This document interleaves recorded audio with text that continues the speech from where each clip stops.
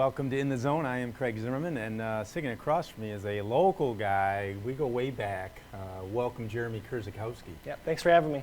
So, Jeremy, your whole family intertwines with my family, going back a generation or two, and we'll talk about that a little bit. Okay. So, tell us about where you're coming from. Where did you were born and raised? Well, I'm another local guy. Yep. Born and raised in Marine City. Actually, I grew up in Cottreville. Yep. On Arnold Road.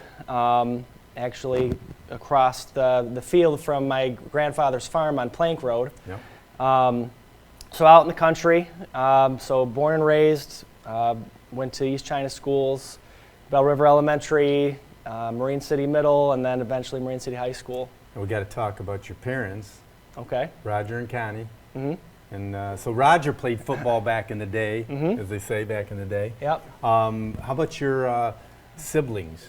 How many siblings? So I have two siblings. Yep. I have my brother Jared, and he is, how old is he now? 26, 27, okay. I think. Yep. And he has autism, so he went to Woodlands at the end of his educational career, but also went through East China schools. And then I have my younger brother, Derek. He's 23, also getting into education. He's going to Wayne State, following in my footsteps. And I told him he didn't have to. I said he should. So he's taking the teaching career path just like I am, and be finishing up that soon. But yeah, he went to Marine City schools, same path I did. I think he went to Palms Elementary when they reorganized the district. They redid the bus routes or whatever, so I think he ended up going to Palms Elementary his fifth grade year. Okay. Everything else is the same. So what kind of degree did you get? So I got a bachelor's in education, Bachelor of Science in Education with a master's in social studies initially, and a minor in biology. Okay. And I have not taught one social studies class since my education started. Okay, yeah. It's been science all the way through. Okay. So we'll get back to the family a little bit. Both sides of your family are longtime Marine City people. Mm-hmm. And it depends what part of the area you're from. Some people say Cates and some people say Cots. Right. Grandpa Cates. I called him Cates, I guess, back in the day. How do you refer to the family? I think I stick with Cates mostly, okay. But I couldn't tell you what the correct pronunciation is, to be honest with you. And so my grandfather did business with your grandfather back in the day when your grandfather was a farmer and raising cattle and doing all that stuff. Okay. And your grandfather's brother was out there as well. Yep. Freddie? Was it? I think or Otto? Otto. Okay. He had a couple brothers, yeah. Yep. So you grew up on the farm with a bunch of your cousins because they lived down the road. Yes. Yeah. Yep. My cousin Heather and my aunt and Uncle Roy live on the other side, on Marine City Highway. They're all in line, just on different roads. We lived on Arnold. Yep. It was a lot, I would say, from my Aunt Cheryl's house. It wasn't quite as easy to get there, but I mean, it was back and forth from the farm all the time. Through the field. Exactly. Through the fields. And I tell you, I look back now, and you really took it for granted at that time, but I cherish those memories. We had so much fun, and just backyard baseball games, football games, and baling hay. I was just going to say to you, baling hay all those hot summers. Yes, I mean, since I could do it up until, probably about 4 or 5 years ago when they sold it. Yep. Unfortunately, but it's how it goes, And then you got those cousins from Elginak. Yep. John High Street was, he was here because of me. I'm sure he was happy about that. Yeah.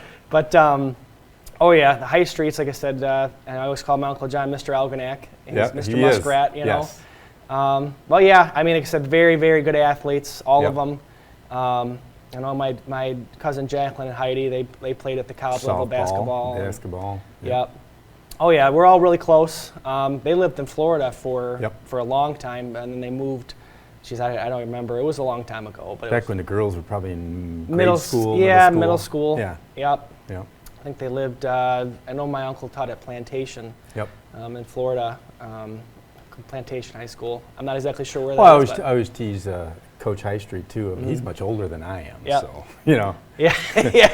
And he retires and he becomes a preacher. So right. Who'd have thought that one? Right. I think he's on the school board now in Elginak now. I think too. I think he got voted in. Sounds about right. Yep.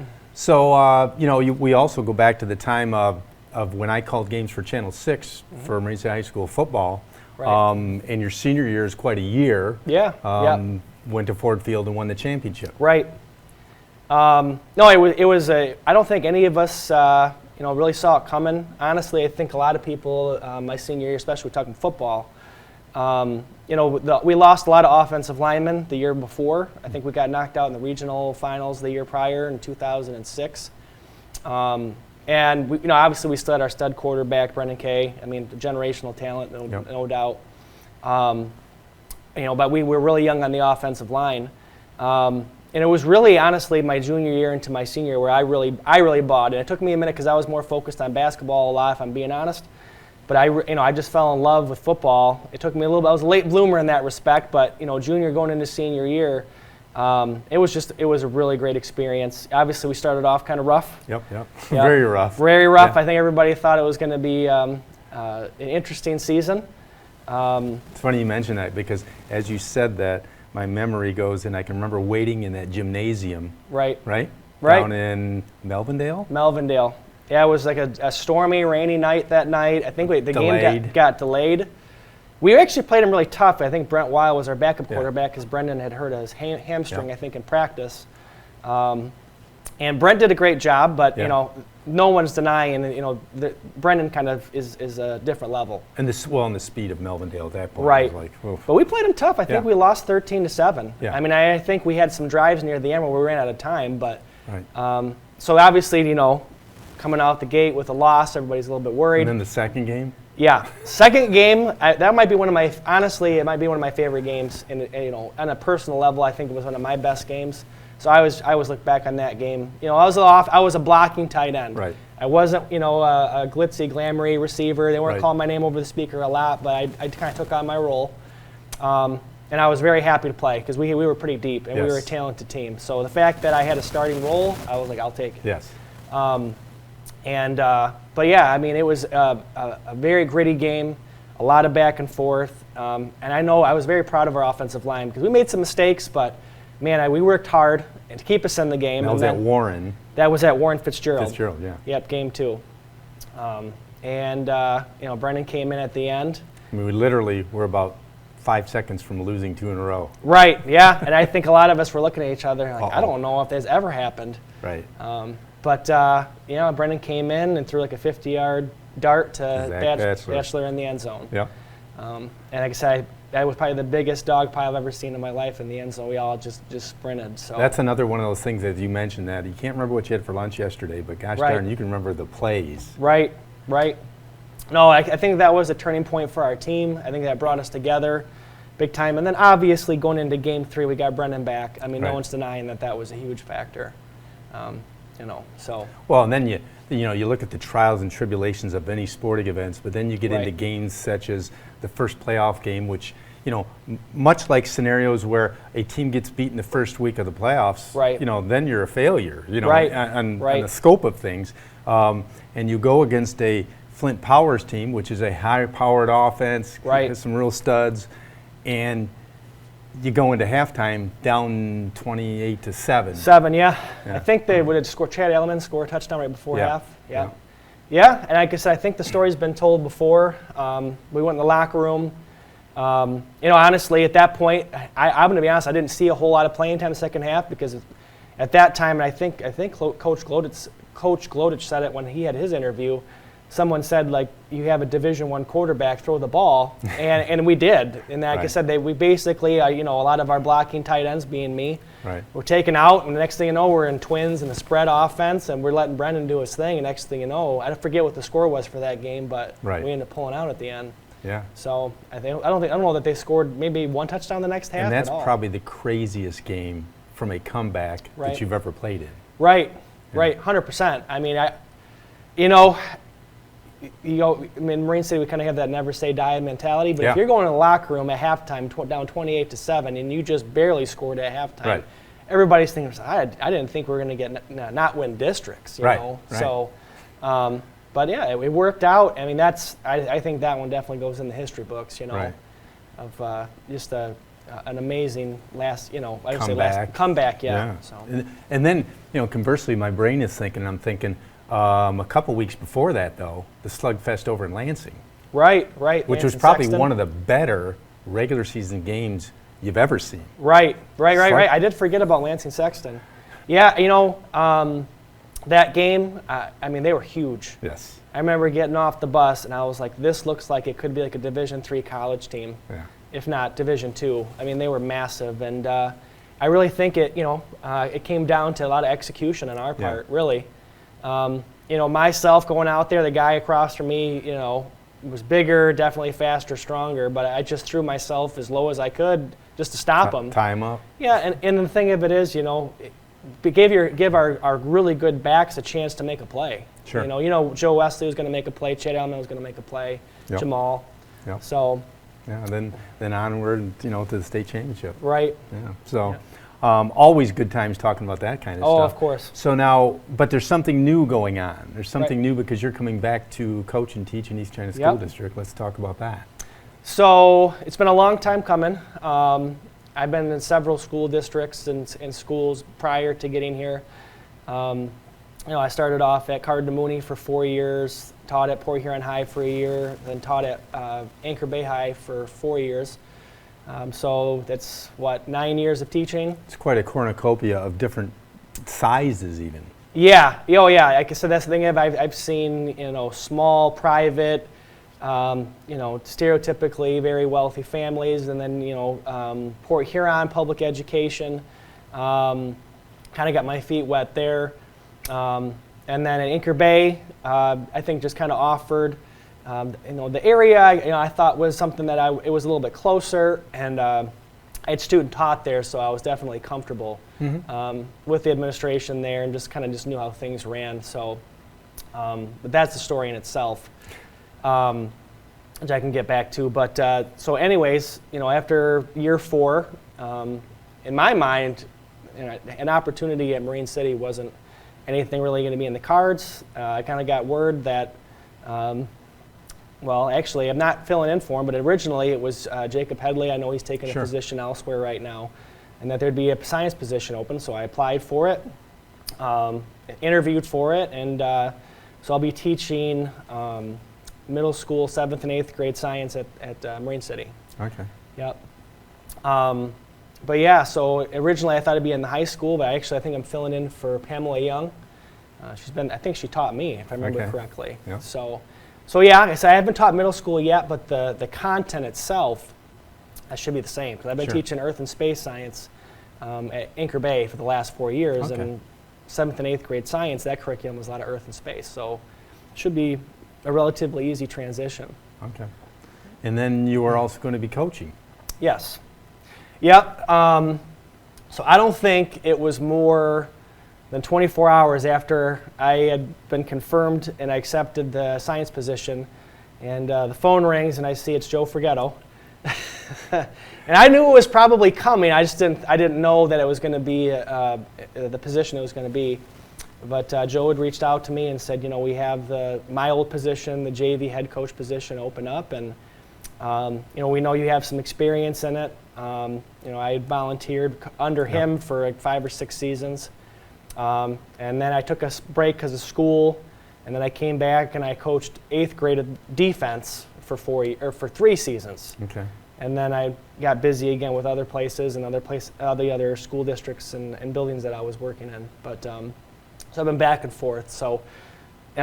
Basically he said, I know you got the experience, as obviously there's going to be some kinks to work out, but, we'd love to have you. Thought about it, talked to my wife about it, and it was kind of one of those things where, can I really pass this up? It's something that I think is special. If you've been a part of the Marine City football program, it's special. Yep. It's a good experience to be a part of, and to be able to be a part of that and lead kids and develop them character-wise and obviously as football players and young men. I thought to myself, I don't think I can pass this up. I got to make it work. Yeah, and I think from their point of view, who better than a young guy that's been through it like you had? Right. All the way through from junior football all the way up. Right. Yeah. So, like I said, I've been through the program, I played, and then obviously volunteered coach before, so I had some experience. Sure. So like we talked about prior to, obviously, being a helper is a lot different than running your own show. Yeah. So, there's going to be some growing pains, and I've told the kids, I said, look, I'm not going to lie to you and come in here and act like I'm Nick Saban, right? Or Jim Harbaugh, whoever, the top tier coach would be to you.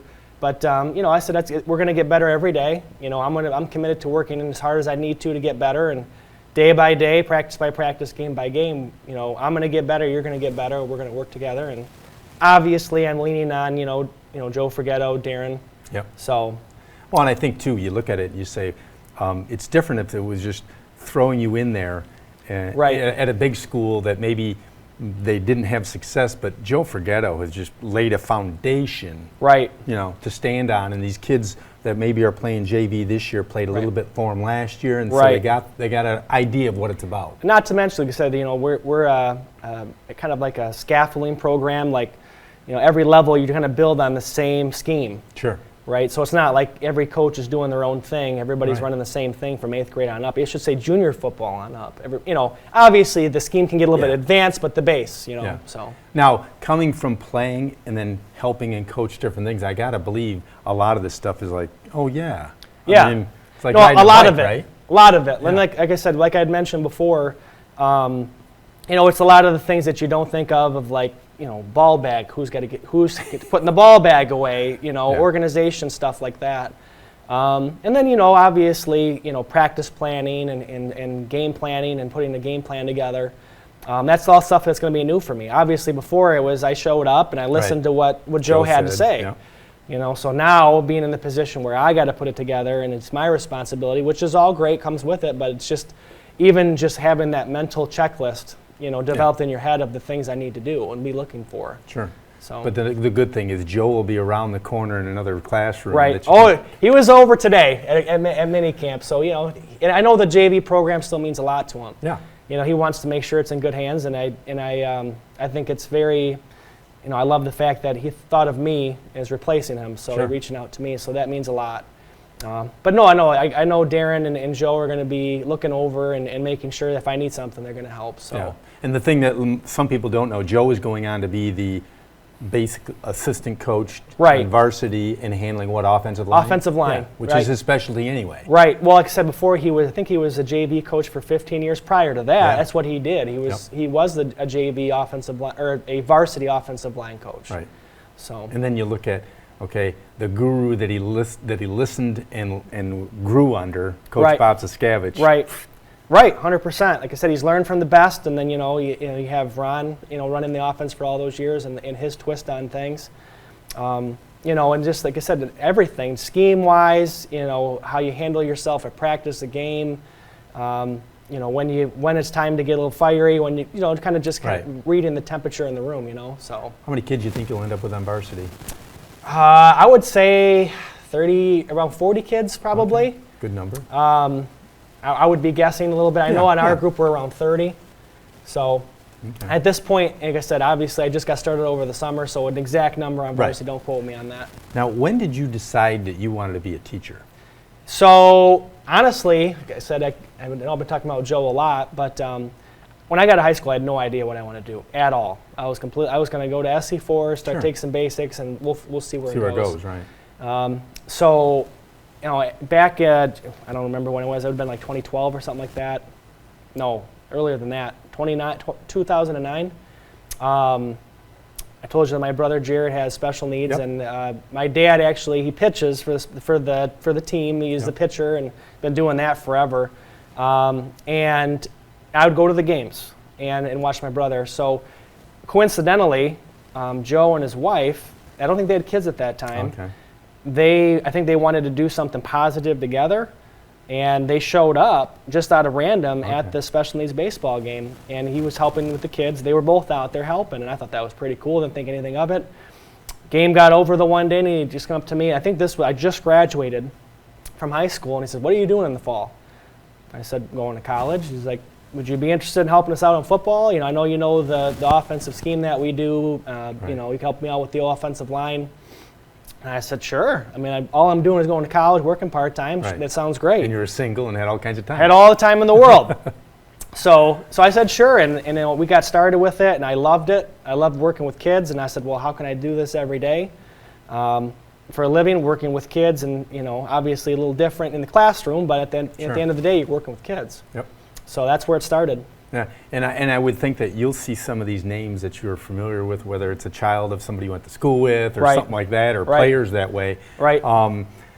I get a kick out of talking to people like yourself in the sense that going way back and knowing grandpas and grandmas and knowing your grandpa Kerzakowski when he used to come in the meat market back in the day. And yeah, he's a character. He was a Metwurst connoisseur. Yes. Yes, he was. And we could, he was one of those guys. You knew what time of day he was going to come in. You knew about what he was going to get. He's probably going to have a couple jokes. Yeah, exactly. So you live across from Lumberjack in his old house, right? Yes. Yeah. Yep. So make a long story short, after they had passed, the house was going to be unoccupied for a while. And my mom came up to me at that time because I was going to college and still living at home. She's like, I really think you should take this opportunity because it's going to be a while before we figure out what's going to happen with the house. Long story, but at that point I'm like, all we need you to do is live there, take care of things, pay the bills. So it was an opportunity for me to get out on my own, save money. Sure. I didn't have a mortgage or rent or anything like that, so that was wonderful. And then obviously when things kind of got dealt with the property, the price was right. Sure. It's been a pile of work. Anybody who knows me, house. It's an older house, and I've learned a lot. So that's been another kind of undertaking of mine, and stuff I've learned along the way is plumbing, electrical, to a certain extent. Right. So I'm definitely not professional, but no, I've learned a lot, and it's the house come a long way. So you Uncle John over there to help you, or no? I think he was happy they got a buyer so quickly. Right. So, because it was like, that's over. As soon as it was ready to sell, I was right there. So exactly. Okay. Yeah. If we don't talk about your wife and your children, right, I'm gonna be in trouble. You're gonna be in big trouble. Right. So, I married another Marine City native. So her maiden name was Lindsay Bissner. Yep. So, she's also a teacher as well in the district. She teaches special education at Pine River. Okay. So we're both teachers in the district now. But, obviously, we'd known of each other for a long time. And, probably sometime in my mid-20s, to be honest with you, I always had eyes for her for quite a few years. Yeah. And I took my chance, and make a long story short, it worked out. Okay. Did she graduate same year as you? No. She graduated in 2011. Okay. So she was 3 years younger than me. Okay. So, there's another family connection. I went to school with your in-laws. Oh, really? Yeah. Well, there you go. Yeah, Phil and Michelle. Yeah, Phil and Michelle. Yeah. Yep. It's a great family. Like I said, it's been awesome, and they got a cottage that we vacation at quite a bit up there. Spend a lot of time together, up in Lake City, Michigan. Okay. Yeah. So again, outdoorsy stuff. Obviously, it's not farm and stuff, but being outside and kind of having that experience. And we live in town, Yep. So having that outdoorsy, woodsy experience for my kids, especially, because obviously the farm's not around anymore for us to utilize, but we have that, so it's good. And your two children are? Yeah. So my daughter Sophia, she's 5, and obviously I'm biased, but I think my kids are awesome. Okay. But she just finished up preschool at East China. Okay. And then she's going to Bell River next year to start kindergarten. And she's super excited about it. And my son Jackson, we mostly call him Jack, he's a year and a half. Okay. And it's funny because my daughter is like my mini-me. She looks very much like... That was the next thing I was going to... I've seen him, but it's been a while. So, right. Okay. Yeah, my daughter looks just like me, but she's got curly hair. Okay. And then my son looks just like my wife. So it's kind of funny. Good. Right. Yeah. Get both good. Right. Everybody's got a mini-me. But...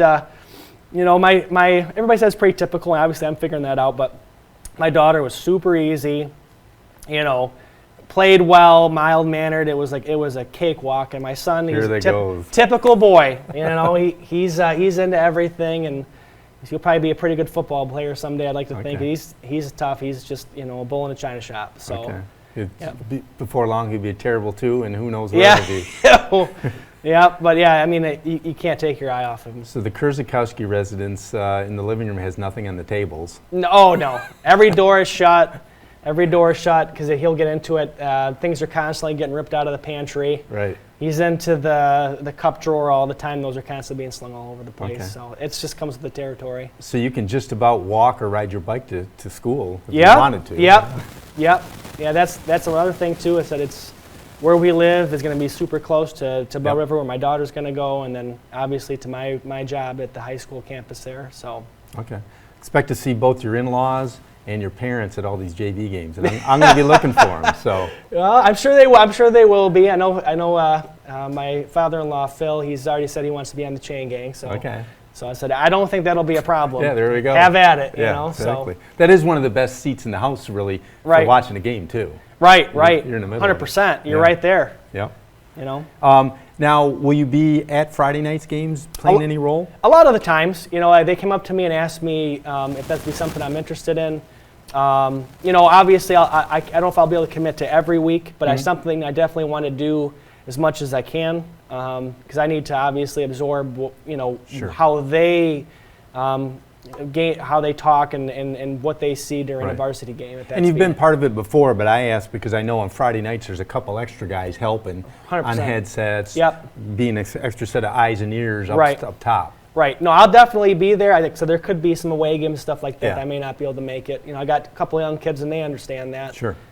But no, it's definitely valuable for me to absorb their knowledge, you know, while they're still at it. You know, Sure. so you know, obviously, I want to try to help things continue to roll here, you know, in the years to come. Yep. So. So as a JV head football coach, you've got some assistants that have got some experience. Yes. Yep. So my defensive coordinator is John Loper. He's from Algonac.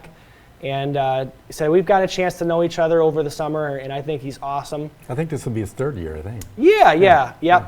So like I said, I just got a chance to meet him this summer. Yep. And no, like I said, I'm excited to work with him. He's super excited, easy to work with.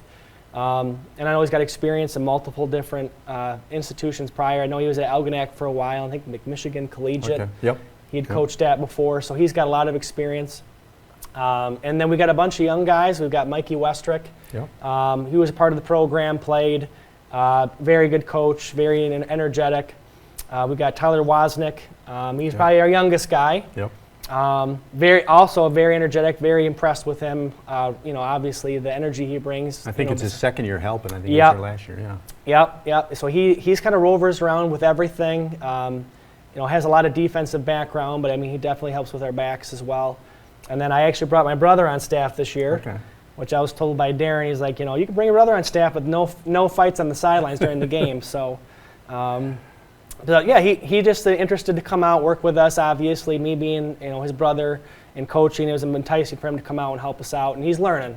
You know, he's you know, a big basketball guy, and he'll tell you that. But you know, coming out and I think and learning the game of football is appealing in multiple ways now, because you know, him and Mikey Westrick are really good friends too. Sure. So. Well, knowing both your families, you both got mild manneredness and not crazy fired up, you know. Right. So I think that'll work well. Right. So, well, thanks for coming in, Jeremy. Yeah. This is in the zone number 64. Yeah. So if anybody knows anybody, the phone number will be there to call me and suggest any people to be on. If Jeremy has a problem with it, he can blame his brother because his brother called me. So, number 64 in the books. Thanks for coming by. Have a great day and good luck with Marine City High School JV football. Thanks. I appreciate it. Yep. Thank you. Probably about